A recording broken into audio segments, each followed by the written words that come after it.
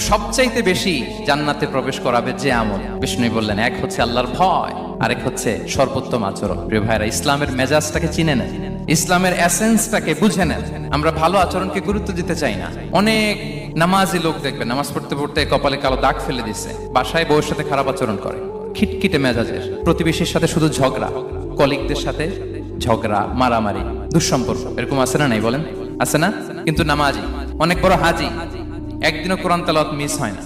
তো এত ইবাদত করেও সে ইসলামের আসল এসেন্সটাকে ধরতে পারে নাই। বিষ্ণু বললেন, সবচেয়ে বেশি জান্নাতে প্রবেশ করাবে যে দুটি আমল, একটি হচ্ছে তাকওয়াল্লাহ, আল্লাহর ভয়, আরেকটি হচ্ছে উত্তম আচরণ, সর্বোত্তম আচরণ। তো আমরা যেন উত্তম আচরণের অধিকারী হই। আমার স্ত্রীর সাথে যেন ভালো আচরণ করি, প্রতিবেশীর সাথে যেন ভালো আচরণ করি, ছেলে মেয়েদের সাথে যেন আমাদের অ্যাটিটিউডটা ভালো থাকে, আচরণটা ভালো থাকে, কলিগের সাথে যেন ভালো থাকে। বিশ্বনবীর আচরণ যেমন ছিল তেমন আচরণ যেন আমরা গড়ে তুলতে পারি। আওয়াজ করে পড়ুন আমিন। সুনানে আবু দাউদের এক